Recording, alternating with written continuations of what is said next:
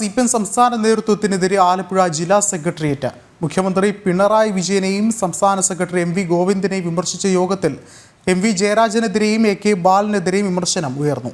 KC Venugopal മത്സരിച്ചില്ലായിരുന്നെങ്കിൽ Shobha Surendran വിജയിക്കുമായിരുന്നുവെന്നും Arif മൂന്നാം സ്ഥാനത്തേക്ക് പിന്തള്ളപ്പെടുമായിരുന്നുവെന്നും യോഗം വിലയിരുത്തി. സുധീഷ് ഗോപാൽ ചേരുന്നുണ്ട്. സുധീഷ, എന്താണ് ഏറ്റവും പുതിയ വിവരങ്ങൾ പുറത്തുവരുന്നത്?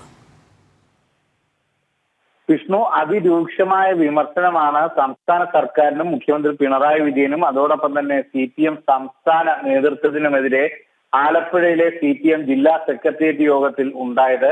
ലോക്സഭാ തെരഞ്ഞെടുപ്പിലെ പരാജയവുമായി ബന്ധപ്പെട്ട് ഓരോ കാര്യങ്ങളിലും അക്കമിട്ട് നിരത്തുന്ന തരത്തിലുള്ള വിമർശനങ്ങളാണ് ഉണ്ടായത്.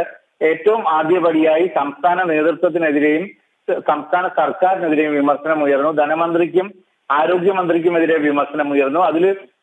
അതിന് ഉപരിയായിട്ട് CPMന്റെ സംസ്ഥാന നേതാക്കൾക്കെതിരെ സംസ്ഥാന സെക്രട്ടറിയും പിണറായിയും വിമർശിക്കുമ്പോൾ തന്നെ AK ബാലനെയും TP ജയരാജനെയും അടക്കം വിമർശിച്ച കമ്മിറ്റി അതോടൊപ്പം തന്നെ സ്ഥാനാർത്ഥി നിർണയത്തിൽ ഇവിടെ G സുധാകരനെയോ തോമസ് ഐസക്കിനെയോ മത്സരിപ്പിക്കണമായിരുന്നു ജില്ലാ സെക്രട്ടേറിയറ്റും ജില്ലാ കമ്മിറ്റിയും നിർദ്ദേശിച്ചിരുന്നത്. എന്നാൽ ഇതിന് ഒരു വിലയും കൽപ്പിക്കാതെ സംസ്ഥാന നേതൃത്വം AM ആരിഫിനെ മുന്നോട്ട് വെക്കുകയായിരുന്നു, അടിച്ചേൽപ്പിക്കുകയായിരുന്നു എന്ന തരത്തിലുള്ള വിമർശനവും ഉണ്ടായി. ഇതേ സാഹചര്യത്തിൽ തന്നെ ബോധപൂർവം തന്നെ AM ആരിഫിനെ പൂർണ്ണമായി ഇല്ലായ്മ ചെയ്യാനുള്ള CPMലെ ഒരു വിഭാഗത്തിന്റെ ശ്രമവും ജില്ലാ സെക്രട്ടേറിയറ്റ് യോഗത്തിൽ പ്രകടമായിരുന്നു. ഇതേ സാഹചര്യത്തിൽ തന്നെ AK ബാലനെ CPMന്റെ വക്താവായി കാര്യങ്ങൾ പറയാൻ ആരാണ് ചുമതലപ്പെടുത്തിയതെന്നുള്ള വിവാദം ഉണ്ടായി. BJP നേതാക്കളുമായി കൂടിക്കാഴ്ച നടത്തിയതുമായി ബന്ധപ്പെട്ട് ജയരാജന്റെ ഭാഗത്തു നിന്ന് വന്ന പ്രതികരണം അത് BJPക്ക് ഗുണം ചെയ്തു എന്ന തരത്തിലുള്ള വിമർശനങ്ങൾ ഉയർന്നു. അതോടൊപ്പം തന്നെ AM ആരിഫ് തീർത്തും ദുർബലനായ സ്ഥാനാർത്ഥിയായിരുന്നു.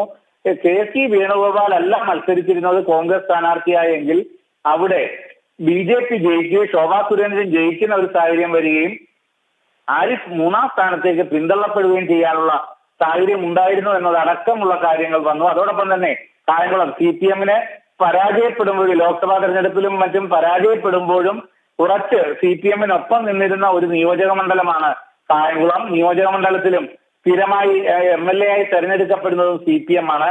എന്നാൽ അവിടെ മൂന്നാം സ്ഥാനത്തേക്ക് പിന്തള്ളപ്പെടുന്ന ഒരു സാഹചര്യം ഉണ്ടായി CPMന്. അതോടൊപ്പം തന്നെ CPMന്റെ ഏറ്റവും ഉറച്ച കോട്ടയായ പത്തിയൂരും CPM പിന്നോക്കം പോവുകയും BJP എത്തുകയും ചെയ്യുന്ന സാഹചര്യം ഉണ്ടാകുന്നു.